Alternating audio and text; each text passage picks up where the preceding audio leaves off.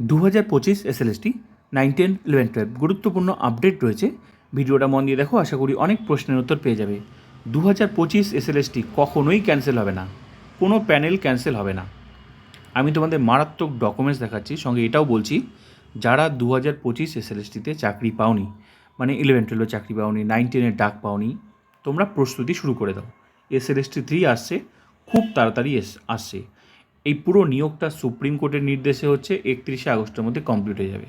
Process খুব তাড়াতাড়ি তোমরা দেখতে পাবে। আর 2025 নিয়ে গুড নিউজ আছে, তোমরা আগে এই ডকুমেন্টসটা দেখে নাও। নতুন নতুন ডকুমেন্টস আমি তোমাদের দেখাচ্ছি। 2011টা দেখো কীভাবে নিয়োগ হয়েছিল, তারপর তোমরা বুঝতে পারবে যে 2025 এসএলএসটির ভবিষ্যৎ কী, নিজেরাই বিচার করবে। দেখাচ্ছি আমি তোমাদের, এটা 2011। এটা আমি আগের ভিডিওতে দেখিয়েছিলাম, তবে এখানে নতুন নতুন ডকুমেন্টস আমি তোমাদের দেখাচ্ছি।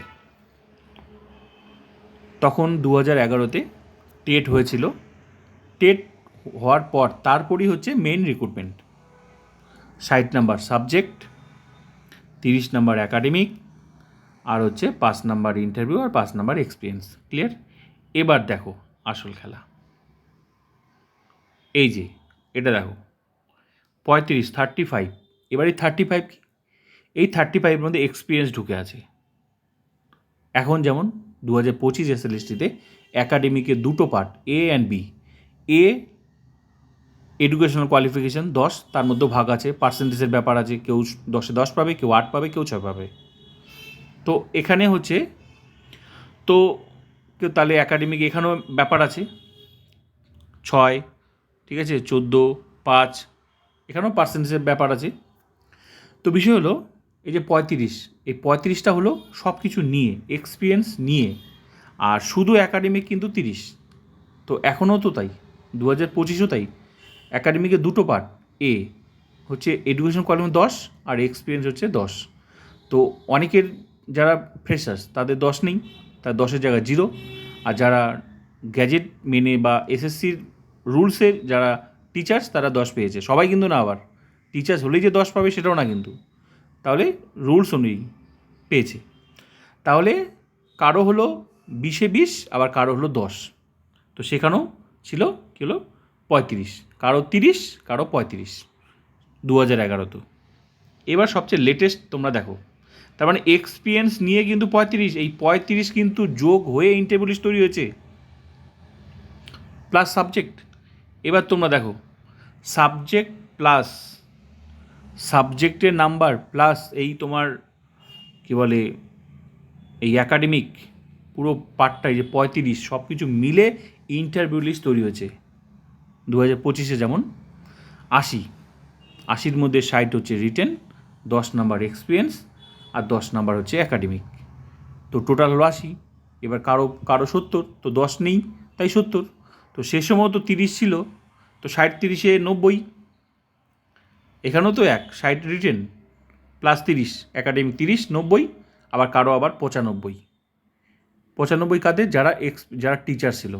তো কেউ 95-এর ভিত্তিতে ইন্টারভিউতে ডাক পেয়েছে, কেউ আবার 90-এর ভিত্তিতে ডাক পেয়েছে। কারণ অ্যাকাডেমিক আমি এখনই দেখালাম, অ্যাকাডেমিক কত আছে, এই যে অ্যাকাডেমিক কত 30, আর 5 নাম্বার এক্সপিরিয়েন্স। তার মানে এক্সপিরিয়েন্সটা কারা পাবে, যারা টিচার্স তারাই পাবে। তো এখানে দেখো 35, আর 60 নাম্বার তো হচ্ছে 60 নাম্বার তো সাবজেক্ট, 60 নাম্বার তো সাবজেক্ট। তাহলে 60 আর 35-এ কত হলো 95, 95।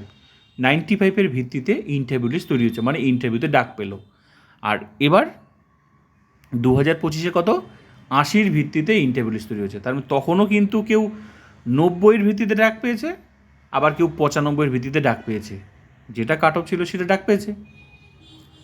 তো তাই বলে তো আর তখন কেউ মানে প্রশ্ন তোলেনি, নিয়োগ হয়েছে, কারণ গ্যাজেট মেনে সবাই পরীক্ষা দিয়েছে, নিয়োগ হয়েছে, চাকরি করছে এখন।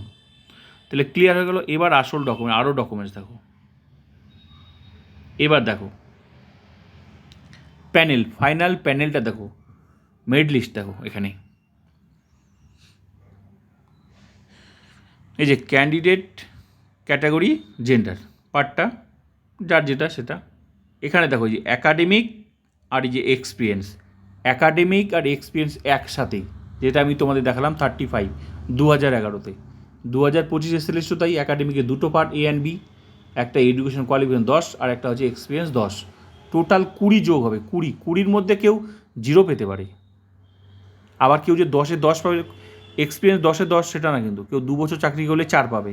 তো সেই সময় ছিল 5, তো 5-এর মধ্যে ভালো করে দেখো, এই যে একাডেমিকের উপরে পার্টটা দেখো, একাডেমিক আর এক্সপিরিয়েন্স দুটো একসাথে, তাহলে একাডেমিক 20 পেয়েছে, তো হিসাব মতো তাহলে 30 পায়নি, কারণ পার্সেন্টেজের ব্যাপার আছে। এখনও যেমন তাই 10, সবাই কি 10 পায় একাডেমিক? মোটেও না। তাহলে 30-এর মধ্যে এদিকে 20 পেয়েছে, আর 5 নাম্বার এক্সপিরিয়েন্স, তার মধ্যে 2 পেয়েছে, টোটাল কত হলো 22। তারপরে ঘরটা দেখো, এই যে candidate score total academic and experience কত পেয়েছে? 22।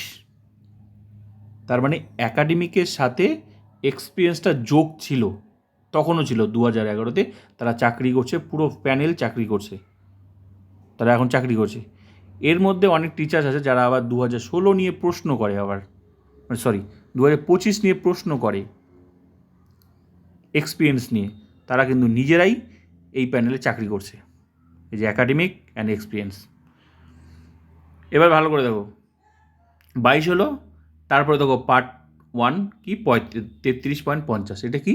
এটা রিটেন, এই যে 60 নাম্বার যে, তার মধ্যে এটা। তারপরে সবার শেষে পিটি পার্সোনাল টেস্ট কত? সবার শেষে 4.5, 5-এর মধ্যে 4.50, শেষে হলো ফাইনাল মেরিট লিস্টে আসলো ইমপ্যানেলড, চাকরি পেলো। এই যে সার্ভিস, ইন সার্ভিস, এই যে ইন সার্ভিস করা হয়, যে পার্মানেন্ট চাকরি করে ইন সার্ভিস। তাহলে তোমরা দেখো 2011 সালে ফাইনাল মেরিট লিস্ট কীভাবে হয়েছিল, একাডেমিকের সাথে এক্সপিরিয়েন্স ঢুকে আছে, তো টোটাল কত হলো? মানে একাডেমিকের মধ্যে, যেমন 2025 এসএলএসটিতে একাডেমিকের মধ্যে তোমরা ভালো করে দেখো গ্যাজেট ঢুকে আছে, এডুকেশন কোয়ালিফিকেশান, মানে একাডেমিক যোগ হলেই সঙ্গে চলে আসবে টিচিং এক্সপিরিয়েন্স, তখনও কিন্তু একাডেমিক যোগ মানে চলে আসবে 35, তো 35-এর মধ্যে টোটাল পেয়েছে 22, তার মধ্যে 5 নাম্বারের যে ঘরটা এক্সপিরিয়েন্স, সেটাতে কেউ 0, কেউ আবার 5 পাবে তা নয়, এই যে 5-এর মধ্যে 2 পেয়েছে, কারণ হিসাব মতো যেটা বছর চাকরি করবে সেটাই পেয়েছে। এখনও যেমন মানে একাডেমিক মানেই হচ্ছে এক্সপিরিয়েন্স প্লাস এডুকেশন কোয়ালিফিকেশান, 2011 তো ছিল, 2025 এসএলএসটি তো একাডেমিক মানে এক্সপিরিয়েন্স প্লাস এডুকেশনাল কোয়ালিফিকেশান, তাই আলাদা করে কিছুই নেই। 80 নম্বরের ভিত্তিতে ইন্টারভিউ তৈরি হয়েছে, তাই যারা ডাক পেয়েছে, সেটা ফ্রেশার্স হোক বা ইন সার্ভিস হোক, সবাই যোগ্য। আশা করি বিষয়টা বোঝাতে পারলাম। তাহলে 2011-তে যারা চাকরি পেয়েছে, তোমাদের মতে তারা যোগ্য না অযোগ্য কমেন্ট করে অবশ্যই বলবে তোমরা।